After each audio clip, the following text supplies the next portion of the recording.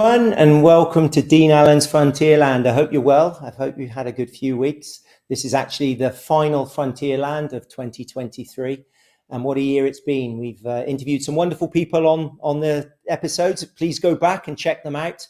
Everyone from conservation, music. So we've got a lot of variety on Frontierland. Tonight, we are going to be interviewing someone that you've all heard of course. The last few weeks of 2023 have been dominated by sport. Here in South Africa, we are still buzzing after the Springbok victory over there in France. We are now world champions for a record fourth time, which is fantastic. But if you're anything like me, it was tough going, wasn't it? The Boks winning their last 3 games by a single point, so they really put us through it. But we have a strong legacy of rugby here in South Africa. Going back to when the game was introduced back in the late 1800s, I've done a lot of writing about that. But more recently, of course, our World Cup heritage, starting in 1995, that amazing victory against the All Blacks again, of course, that was won by a kick in extra time. And tonight, we're going to be speaking to the man who kicked that winning goal. So I think it's relevant and apt that we bring in none other than Mr. Joel Stransky onto Frontierland. Dean, hey, how are you, buddy? Are you well? I'm good. I'm all Thanks good. very I'm all much. good. Hello from the Eastern Cape. I believe you're in a humid KZN at the moment. Yeah, so we relocated here probably 2 years ago, 2.5 years ago. And my businesses were still in Joburg, so I commuted for almost 2 years. But this year, I changed my life a little bit, bought a business down here, and we sold a couple of our businesses up in Gauteng, so the need to commute was no longer there. And so I'm based down here, and it is sweltering at the moment. It feels like February's arrived in November. The humidity is tough. It's boiling hot. But that's why we live here, because the climate's so good. Of course, and you're looking fit, and well, I know you are. I know you're a keen cyclist. We'll talk a little bit more about that. But before we go any further, have you recovered from that World Cup? Wasn't it incredible? So still no nails, still showing signs of stress and aging and wear and tear. It was incredible. It was absolutely amazing. It was stressful. It was, for us as rugby fans and pundits, it was hard. For the players, it must have been unbelievably tough. But boy, they were just sensational to come through 3 tough games and by one point, 3 in a row like that. That's a sign of proper mental fortitude. It's a sign of brotherly love almost to go that deep for each other. It was a special time for that team and a special time for us as rugby fans here in our country. Well, you were part of a special squad back in '95, and I think that's so important, especially in a team sport such as rugby. But were you? Come on, be honest. Were you confident that they could do it again this year, or did it kind of emerge during the tournament for you? So I think the confidence ebbed and flowed. So in the build-up to the tournament, I actually spoke at a dinner down in Cape Town where I said, it would be surprised if we don't win it. I said at that dinner there were 2 things that would concern you, and one was the fact that Jacques Nienaber had announced that day that he would no longer be part of the Springbok coaching staff post Rugby World Cup. I said that's a little bit of a concern because obviously sometimes a disruption at management level filters down, but we saw none of that during the World Cup. The team were united. The coaching staff were united. We saw none of that, which was wonderful. And the other fear I had was just around maybe the refereeing, the decisions, the way the game goes, and I thought we would have to be a little more clinical in our attack play to overcome some of those refereeing issues. And at the end of the day, I thought at the end of the day we got quite a few decisions go our way, which was quite fortunate at vital times. I see even yesterday the Ian Foster was moaning about 1 or 2 decisions still. I thought we were fortunate, but I think to win a Rugby World Cup, to win probably the most competitive Rugby World Cup of all time, you need a little bit of fortune. And we played out of our skin. We created opportunities. We made sure when we were fortunate, we took advantage. It was a wonderful World Cup. But to answer your question, I believed all along we would win it during the tournament when we battled a little against Ireland. It was probably a game we could have and should have won. I thought we were really lucky against France, and on the back of that, I was a little bit concerned. Not about the England game. I knew we would beat England, although we nearly didn't. But I was a bit concerned about the final. But gee, the boys came out on top, just sensational. And well, I'm glad you weren't concerned about England. Obviously, I'm a born Englishman, but I'm sitting here wearing my Springbok proudly. I jumped ship back in 2019. I certainly posted my colours to the mast. So I was sitting there watching that England semi-final, and I probably had more to lose than anyone, because I've been bigging up the box for weeks with my English friends. They were all saying, "Oh, you'll beat us easily." And for 77 minutes, of course, they probably played the ultimate game against us. And I thought, you know what, they're going to do this. But we'll talk about the strength of the kickers and the mentality and how you help us out often. But for me, once they won that game, I thought, you know what, perhaps our name is on this trophy. So firstly, I think I had more to lose than you around that England game, because I'd written a column for the Telegraph in the UK, and oh my goodness. In the column I said that if the All Blacks or South Africa lose their semi-finals, I'll fall over backwards. And I'm told that the English team actually put that up on the wall in the change room as inspiration. So yeah, I definitely was under a little bit of pressure there. But I'd actually planned my fall. But the reality was, and it was of slight concern, that the English, and for that matter, Wales, Australia, Argentina, the teams on that other half of the draw, they all had relatively easy pools. They all had easier semi-finals, and whoever got, or quarterfinals, I should say, whoever got into the semi-final would play against a team that had a really rough run in the World Cup, big games, big matches, a massive quarterfinal for France, Ireland, South Africa, New Zealand. And whichever of those teams were in the semi-final would have a big chance, because the other team would be tired and mentally fatigued. They would be fresh, and they would have to get up for one game and turn over a big side. And we've seen it done before, and England damn nearly did it, which would have been a great victory. And they were well prepared. Their game plan was sensational. I reckon when they look back on that game, they will be thinking they should have won it. They definitely should have won it. Was it 68 or 74 minutes on our goal line? Great Aronson knocked it on. They had a chance to seal the game at 15 points to 6. I think it was theirs to win, and they just couldn't find a way to twist the dagger and make it theirs. And in fair dues to our guys, they bounced back. They found a way to win it in really tough circumstances. I sense there was a real togetherness, as we said, comparisons with 95 in terms of this squad. Do you think that's a culture that Rassie has instilled? Does it come from perhaps Siya as the captain, or is it a real group togetherness? Have you heard, certainly in the media, what makes this particular Springbok squad so special? Well, I think it's the Springbok culture. I think it's a culture that's grown over many, many years. History has a way of making people stronger, inspiring them, bringing them together.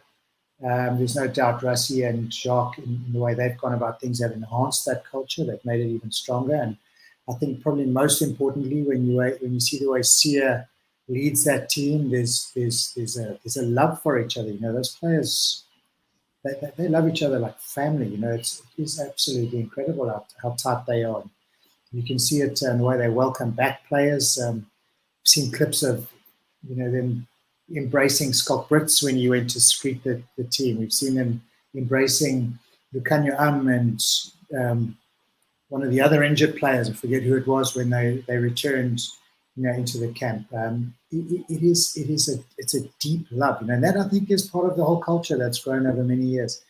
And I think in the latter years it has become a little bit maybe deeper in terms of Siya's leadership and the way he does things, the way he's galvanized the troops, the way he's galvanized us as a nation again.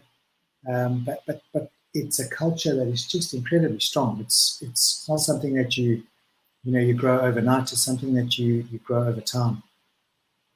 I've never experienced this anywhere else. I'm a sports historian, and I've written about the history of the Boks. I mean, going back to the first ever overseas tour in 1906, that was just after the Anglo-Boer War. This team was seen as a means of bringing the country together again. It was a tour of reconciliation. I mean, just 4 years after the war had ended, which is quite incredible. Every time we seem to go to a World Cup, and you all know more than anyone, we'll talk about 95 in a moment. But again, this year, a victory for the Boks, it's more important than just a rugby game, isn't it? I mean, it's seen as doing more for this country than perhaps politicians or anyone can do. And does that ever get to the players? I know they talk about the bigger relevance of what they do and who they're playing for. Siya, especially, an incredible statesman, he talks about this is for the country. But surely at some point, the players must feel that weight on their shoulders.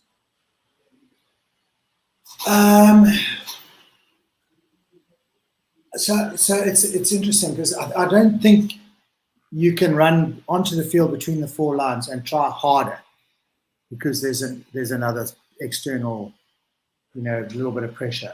I don't think you can try harder. When you put that rugby jersey on, whether it's your schoolboy under 13B shirt or your Springbok shirt at a Rugby World Cup, I think you run on as a rugby player and you do your absolute best every single time. I smile when someone says, "Oh, that player today gave 110%."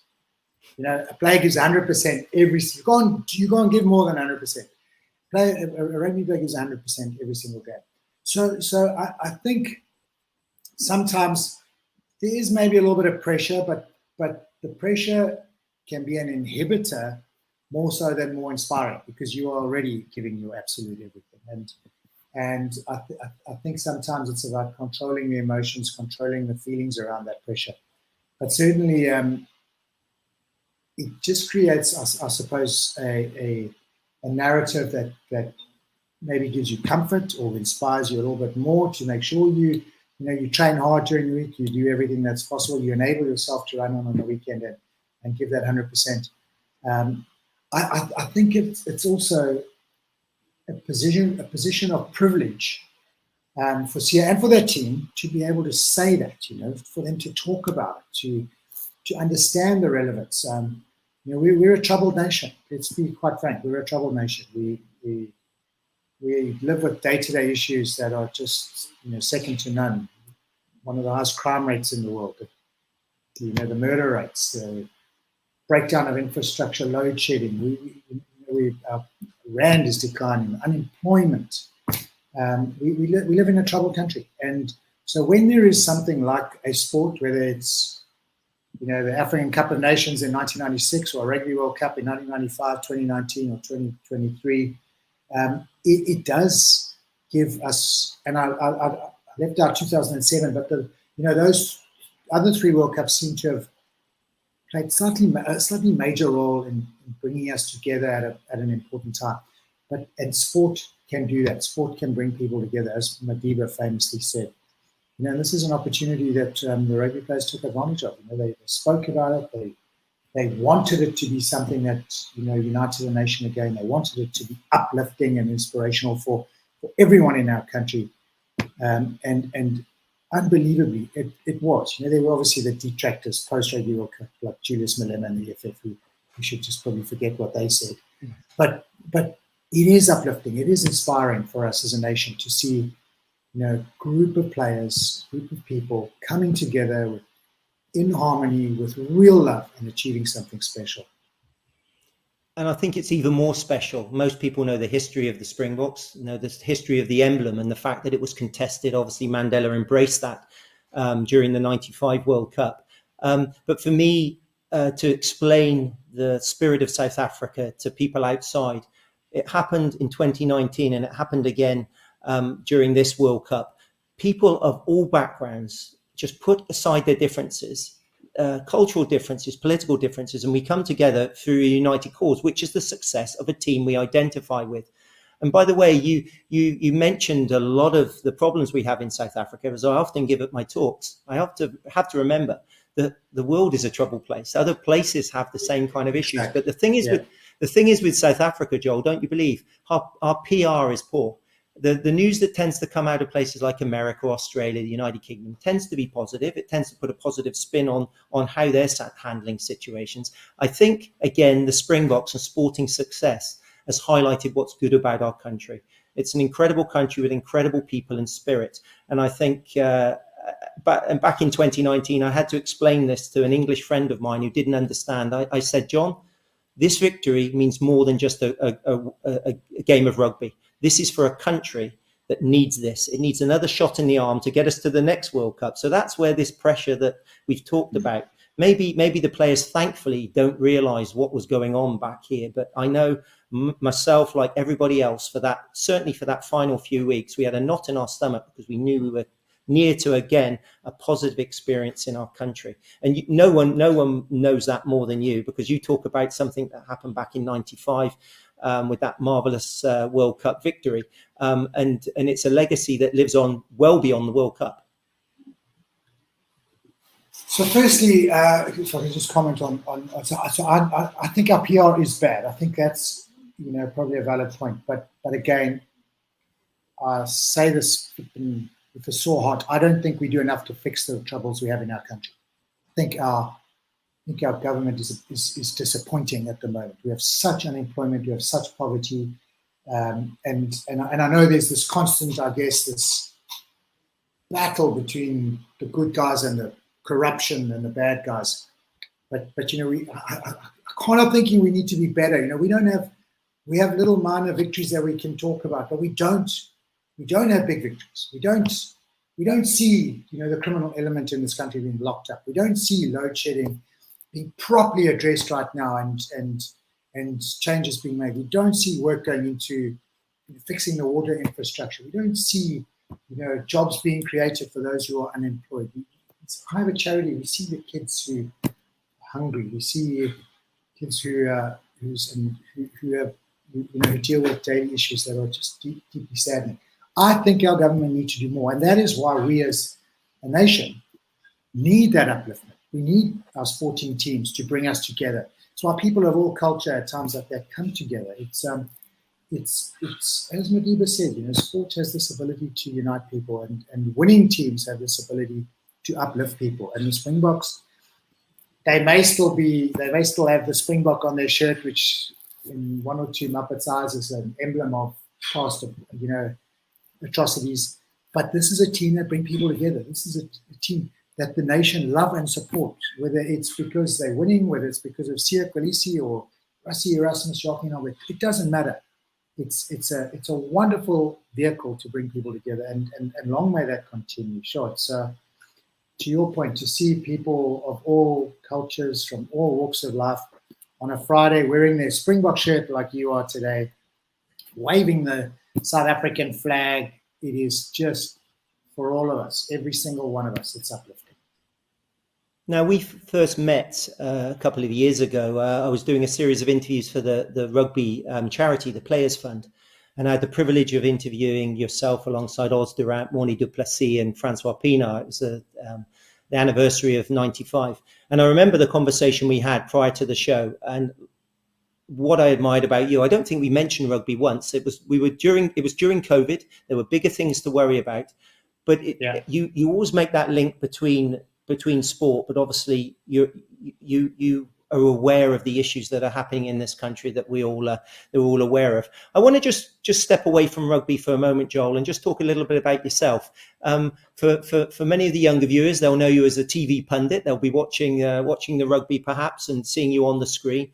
Most people watching this will know exactly what you did on a rugby field. But what's life beyond rugby been like for you? And what are you busy with at the moment? So life beyond rugby for me has always been some sort of business involvement. I was a corporate animal for a little while, and about 12 or 13 years ago went off into the private sector and helped set up a business with a mate of mine, and the business grew. We incorporated another friend and our attorney, a group called the Pivotal Group. We sold 2 of our businesses last year. We still have 5 businesses in our stable, and then about 3 years ago, I ended up moving back to KZN. My wife is a North Coast girl, and we to cut a long story short, we came back here for all the right reasons, sad reasons, but the right reasons. And I commuted to Joburg for 2 years, and then I bought a business down here in KZN, and exited the day-to-day stuff in Joburg, and we live here in Salt Rock, and I work here in Belito. I've got a factory now. We manufacture paper products, toilet papers, paper towels, all those sort of things, and we distribute, all the hygiene and cleaning chemicals and solutions. So that's what keeps me busy. It's definitely outside of our technology. I've grown up in the tech world, and all our businesses were somehow involved in technology. But it's a great little business. It's small. I've got great people, and we're growing. We're trying to grow. Well, you're looking as fit as you always did, and I believe that you're a keen cyclist. Anyone that follows you on the social media and the stuff, if I Google your name, as many pictures of you come up on bikes as they do on a rugby field. What's that all about? So actually, on social media, I'm not all that active on social media, but I think probably the only thing that I do get active about is the cycling side, because it's a great thing to share. It became, when I got injured playing rugby, the doctor said to me, "You can't run, get on a bicycle," and so I cycled for about 2 or 3 years while the bones in my knee recovered a bit. Then I was able to run a bit. I carried on cycling, and then the adventure. I'll tell you what actually got me into cycling. Ilana Meyer phoned me in 2009, September-ish. She said, it's Ilana Meyer. I said, the Ilana Meyer. She said, yeah. I said, hey, Ilana, really nice to chat. How are you? Chat. She said, I run a charity. Do you fancy doing the Cape Epic next year for charity? I said, what is it? She said, no, it's a little mountain bike race. I said, I'm in. She said, have you got a mountain bike? I said, no. I said, but she said, well, I'll arrange you a sponsored one, and for this effort, and some help on the training. That'll be great. About a week later, I think on the Sunday Times, a little column there, so Stransky agrees to do Epic for charity. I thought, sure, but I better check this thing out. Wonder what it is. And that was when the bug bit, realized I had to put some effort in. And since then, it's been just the most wonderful journey of endurance sport. It's like a proper addiction. It's a drug. I've done a few Ironmans. I've done some crazy things. I ran comrades. But the focus has been mainly on the mountain bike. And it keeps us young. It keeps us healthy. It keeps us fit. To our conversation a little bit earlier about the rugby culture, the rugby tribe, cycling has its own tribe of people. It's you ride with a partner, you ride into these beautiful trails, you're out in the mountains, you see things that you wouldn't normally see in life. It's a great way of living. It's a great it's a way of living as opposed to just doing a sport. Long may it continue. Talking of beautiful parts of the country, we are in Nelson Mandela Bay, the Eastern Cape, absolutely fantastic. We're a little bit sore at the moment because the Boks missed us out here in PE on their victory tour. They went up to East London. How can they do that? I know, exactly. That's a poor show, exactly. Right? It is a poor show. We're hoping they'll come back, certainly with the Siya connection and some of the boys from here. As you know, we're rugby mad here, sports mad in Port Elizabeth, Quebec. Can we go back to your sort of early playing days? Days of amateurism. It's a different game. The domestic game was so probably bigger than it is today. Can you give me some memories and some of the characters from this part of the world that you played with? Oh, it was hard. Jeez. So there's one thing we always knew, and in my time, probably more at the Sharks, then I finished off with the Stormers in Western Province. We always knew that we were a good side. We won the Currie Cup in 1990, and we had a strong team. We had a whole lot of Springboks. It was a good side. We always knew we had a really good chance of beating Eastern Province. We always knew we could maybe win the game, but we always knew we were going to lose the fight. It was always hard as nails. It was tough and brutal, and you had guys like Audrey Geldenhuys and Armand Dupuy in the second row. Frans Erasmus, the late Frans Erasmus, the Domkrach, the prop. Andrew Patterson was the hooker down there for a while before he moved to Western Province. Garth Wright, my first game against Eastern Province, I played against Garth Wright, and I think Henny Leroux came on the scene somewhere around about then. Donnie Gerber, it was a team full of big, hard men. Put a human in the loose forwards. It was always tougher. I think if I think back, I don't remember losing too many. I remember always being battered and bruised coming off the field against that Eastern Province side. And by the way, it was home all the way. To go down to the Boot was also tough. You know, the Boot Terrassen Stadium down there. Oh. It ran the other way. The wind was always a factor. The change rooms were small. It was the crowd were partisan. It was a tough place to come and win. Well, we're known as the friendly city, but it seems like when it comes to rugby, we certainly didn't give a friendly welcome. It was only after in the bar, I'm sure you got to know the lighter side of the guys. Yeah, and such great guys. You know, there were, I mean, some wonderful stories about the players down there. Frans Erasmus in particular, what a character he was. And when I got to know Andrew Patterson a bit more, playing with him down in Cape Town, who is also a mountain biker, by the way.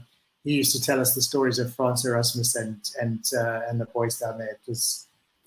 They were a tight bunch as well. They loved their rugby, but they loved their fun times as well. No, I can imagine. No, I'm sure some of the people watching this would enjoy that trip down memory lane. As you said, the Boet Erasmus Stadium. I ran around there the other day, and I thought, what a cauldron this must have been. What a bowl, a real sort of old amphitheatre of a stadium. Yeah, very much so. And sort of like, as you said, like built in the bowl, built in the valley. The wind used to channel through there. It was, you know, I think for the kickers, it was always hard. Playing into the wind down there was brutal. It was really tough when the wind was pumping. But that's what home ground advantage is all about. It's about understanding the conditions, knowing the conditions, and playing to the best of those conditions. And by the way, also, I was down there, I don't know, maybe 6 or 8 months ago, and drove past and went to try to drive in and have a look. It's sad to see it almost gone. You know, it's gone. It's now like a little empty valley, but boy, in the old days, it was a cauldron.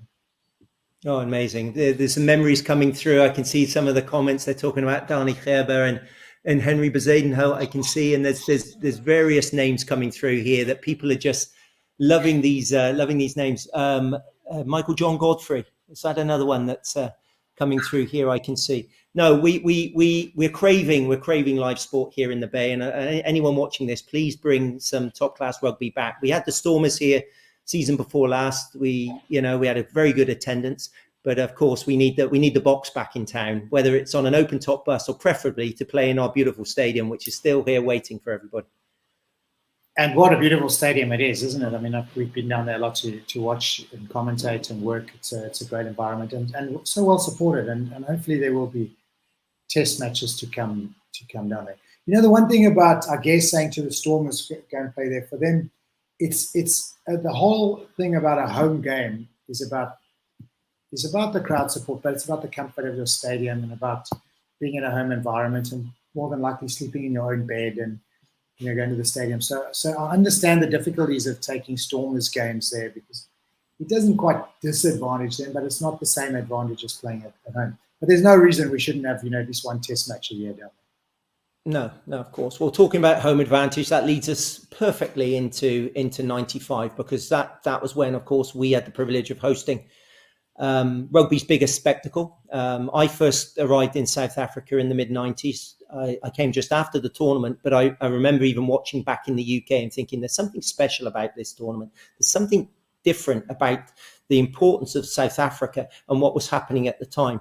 Now, you, of course, were an important part of that 95 squad. I had the privilege of interviewing Francois, Pienaar, Mornay, Du Plessis and Os Durant, and of course, the players at that time. Very different characters, very different abilities, but there was something special about 95. When did you realise that there was a momentum? And did you realise early on that perhaps, again, this was more important than a rugby tournament? You had a role, or was that something that perhaps when we've watched Invictus and the Clint Eastwood movie has been instilled on that episode at the time? At the time, did you know what was going on, Joel? So firstly, you know, we've on the subject of the 95 squad, you know, Hannes Strydom passed away last week, and that was desperately sad and tragic, and our condolences obviously out to his family and his kids in particular. Very, very, very sad news, and another loss from that team, and actually it's a team we've lost a few players from that side. So it's quite, you know, it's 4 players now who are no longer with us, and a couple of the management team, 3 or 4 of the management team. So it's a team that's diminishing, sadly. But condolences to the Australian family. So I think going back to that side, in the build up to the World Cup, probably, we thought we were a good side. We thought we were full of good players, but we just didn't know. South Africa had been in isolation for a while. We hadn't really, we were growing into the international scene. We weren't the most capped team because we really had 2 years of Test rugby. So going into that World Cup, we just didn't know. The one thing that Kitch Christie always said to us, he said, it's the fittest team will win the Rugby World Cup. So we trained bloody hard. We trained like machines. We had Ray Moore who came and assisted and on the defensive side and on the fitness side. But between Kitch and Ray, they ran us into the ground. And two things happen in a team that trains as hard as that. Firstly, you become really fit and you stop believing in your abilities. And secondly, you become close. You become that Springbok culture. You become that tribe of players who would die for each other. Because when you go through hell together, it brings you together. It makes you stronger. And teams with great spirit, traditionally and historically, are great defensively because they work their socks off for each other. They're fit and strong, and that was exactly us. We were a team. We didn't play the flashiest rugby around. We didn't, go out and score hundreds of tries. We were a team that did the basics well. We were big and hard and physical, and we defended like Trojans. We kicked our goals, and we scored a few tries here and there. And that was really us. And I think the longer the tournament went on, beating Australia in the opening game, obviously seeing the fans come out in their green and gold with their Springbok flags at Newlands, in such unity. That inspired us and moved us forward. Madiba's magic touch to come and address us and chat to us before that game, to come in the change room before the final. Those were little steps along the journey that just helped grow the self-belief, that helped grow the confidence that got us maybe to a point where we could win it. And then, obviously in the final we played really well. So it was a journey. It was wasn't always an easy journey, and adversity makes you stronger. And we had our fair share of humps along the way, but we came through those humps, and we came out on top. Invictus was the story of Madiba, and Invictus was wonderful. Obviously, the rugby scenes were all contrived, but the story itself was fantastic. It was about a team that maybe in the beginning didn't have all that self-belief, weren't the favourites, and came out on top. It was a great South African story. It epitomises us in a way as a nation, and to meet Clint Eastwood and to meet Matt Damon along the way, and Scott Eastwood and Morgan Freeman was for us really special. But if you'd said to us before that World Cup, one day Hollywood will make a movie about you, we would have told you you'd be smoking your socks. So interesting times. I think, to come back to the question, we were young rugby players. We didn't probably understand the magnitude of a nation coming together around a sports team. We wanted to run on the field and play the game. And the longer the World Cup went on, we probably realized the significance. We saw people uniting around us. But I think afterwards you maybe understand it a little bit better than you do at the time. Well, you certainly defined your place in history. I mentioned at the start of the interview that the Boks won their final 3 matches by a single point. By the way, a bookmaker in the UK said if you'd have bet the odds of the Springboks winning the final 3 matches in the World Cup by 1 point, you'd have got 19,000 to 1. The odds of that ever happening, sure. which is quite incredible. But we talk about points. You did score the most important 3 points, I would say, in South Africa's history. Not only that, you scored all the points in the final, but that drop goal. I just want to go to the psychology of the game, Joel, because I've just been watching this World Cup and I've just been amazed at the kickers. Kicking wins games of rugby. There's no doubt about it. It's like they say in cricket, catches win matches. What goes through the head of someone like Andre Pollard when he steps up to kick that goal? You obviously your winning goal was a drop goal, which is an amazing skill. It's spontaneous, but you had the nerve to kick match-winning points in that final. Now, my wife is the biggest Andre Pollard fan. I actually love him more than her at the moment. I've got a crush on the guy. We all do. Yeah. There's a reason why he's one of the richest played rugby players in the world at the moment. What makes kickers so special? And just tell me about your mindset when it comes to that, because it must get to you the nerves. You're not superhuman. No. So it doesn't. So I think that is the skill. And Andre, I haven't really chatted to him about this, but I would think most kickers, either we're too daft to understand the pressures, or we have a way of blocking them out. I think that's the only way to describe it, because it's, if you feel those pressures, if you're aware of those pressures, you are going to tense up, you are going to tighten, and you're going to make mistakes, you're going to miss kicks. That's the reality. And we see it with some of the kickers. I'm loath to say it, but sometimes Mani Libbok tenses up. Andre Pollard doesn't. That's the absolute reality, and we've all seen that. It's a great skill set. It's a great ability, a mental strength to have, to be able to perform under pressure like that and not tense up. You see it with anyone who kicks a standing ball or hits a standing ball.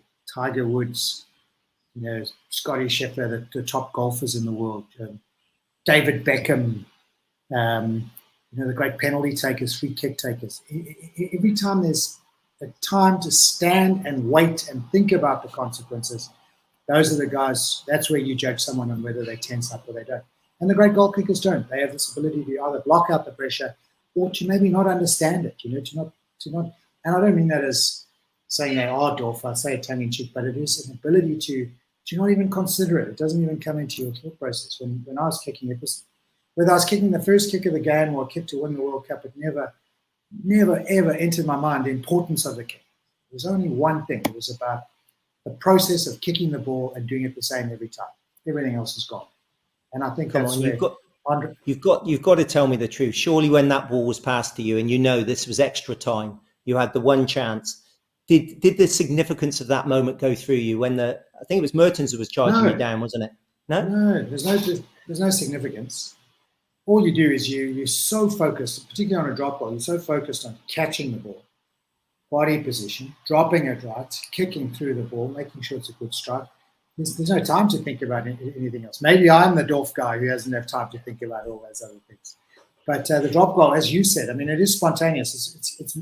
There's definitely, when it comes to drop kicking, there's no time for pressure. It's when you're standing and you look up at the posts from a place kick and you think, okay, where's this going to go? Oh my!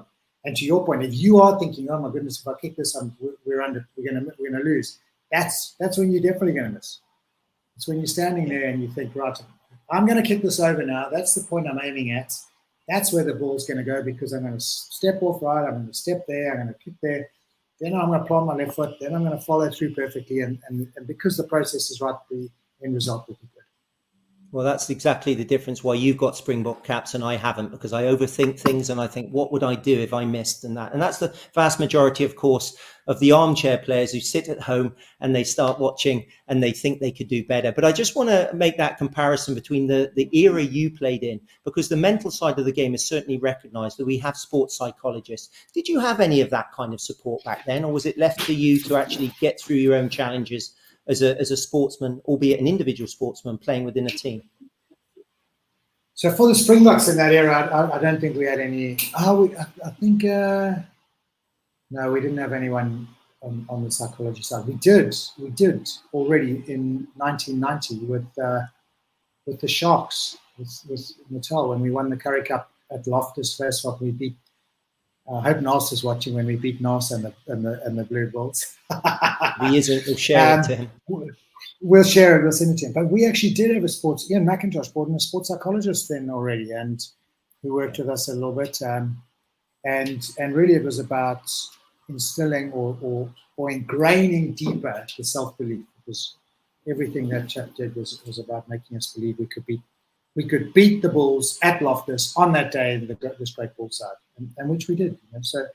So back then already there was a little entry into it, but certainly nothing as intense as we see now amongst the teams, and more importantly the individuals. Because to going back to the goalkeepers, I think every single golfer in the world works with a sports psychologist. Do you have any regrets that you didn't play rugby in a different era? A lot of sportsmen I talk, perhaps a little bit older than you, missed out on international competition because of the politics of the country. But I'm particularly thinking about the professional side. Do you look at the likes of Pollard now and what they're earning at Leicester and for the Boks and whatever, and think, that could have been me in a different era, or are you glad that you played when you did? And what are the main differences with the modern game? I know the refereeing is probably different. You might want to touch on that. So I'm not someone who looks back really, so I look forward. My eyes are facing forward. So I don't ever really look back thinking, geez, I'd love to have played in a different era. Obviously I would, it would be inhuman to look at it and say, well, I would love to have earned the money the guys are earning. It would have changed, maybe life in some ways. But I'm very happy where I am. I think if I played in a different era, maybe I wouldn't have kicked the drop goal. Maybe we wouldn't have won the World Cup. Maybe, there'd be parts of my life that are very different. So I don't look back with harboring any regrets around the time I played, And in some ways, I think we were quite blessed. We played at the end of the amateur era where there was maybe a little bit more fun, maybe touring was maybe a little bit more robust. There was no social media in those days, the guys, you could go out and let your hair down a little bit. And then we crossed over into the modern era for a while. So I think we were fortunate. Maybe we were a little more fortunate to have some time in the modern era, the professional era, as opposed to the likes of Johnny Gerber or Nas, for that matter, who missed it completely. Maybe we were blessed. No, I think it was a very interesting period in rugby history, but certainly in South African history. And I think you've etched your names into social histories of this country, regardless of sport. And as I said, when Hollywood comes knocking, and Mr. Clint Eastwood, there's an amazing story there. And it's something that I've often talked about publicly, that I want the rest of the world to know about. But I just want to end up now and just take us back to the future of the Boks. We're very well known of playing year by year. I think that's our success. We don't necessarily look to the next World Cup. But if you're going to look at the next 4 years now, Joel, some of our players are aging. Perhaps they reach their peak now, which was rightly so. This was expected to be one of their strongest years in 23. Have you got hope for the future? Can we do it for a fifth time? So I think, firstly, I think you said it earlier, the government's probably not good at marketing or telling us what they're doing or projecting the good news. And maybe SA Rugby don't talk about it enough as well. They have a program that is aimed for the future. Rassie and Jacques have a whole system that they've had for the 7 years that they've been there, since 6 years that they've been there. When they took over in early 2018, their goal was to win the World Cup in 2023, not 2019. They had a long-term plan, and their plan is still one that evolves year to year to include, continuity into the future. It's not just about now. I think every team, having said that, I think every team does go through a period of evolution, and I think we are going to be in one of those periods now. As good as that plan may have been as much as there may have been youngsters that have been brought in to be mentored, to learn, to get a taste of the squad that will maybe come in on a more regular basis now in the next year, the next 18 months. I think there's no doubt that some of the stalwarts of the side are going to evolve out of the squad in the next little while. And you can't help but look at some of the players that are maybe getting towards the end of their international career, or who have already declared the end of their international career. And so you will find that, I don't know, just looking from the front backwards, Steven Kitsoff, Frans Malherbe, Bongi won't be around for the next World Cup. You would think, touch and go. Eben, it's a bit, I doubt very much will be there the next World Cup. You can go through the whole squad. There are names that won't be there. So we are going to go through a period of evolution, but there's two things that will keep us in good stead. One is we in this country produce a plethora of talent year in, year out. We just churn out big, strong rugby players with great skills. There's just no other way of looking at it. We have a plethora of talent coming through the school system that have been coming, that are still coming, that will continue to come forever and ever. It's just the nature of who we are.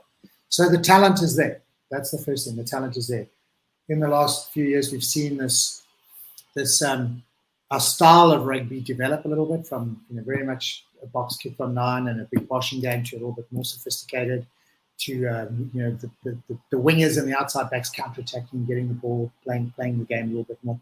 So I think the thought process is there as well. The thought process in terms of developing our players, the thought process in terms of developing our game. And Rassie has still got a 2-year contract left. He's there for another 2 years. So I've absolutely no doubt that in the next years, this evolution might see a little bit of inconsistency, but the talent will ensure that in time to come, we'll always be a great rugby playing nation.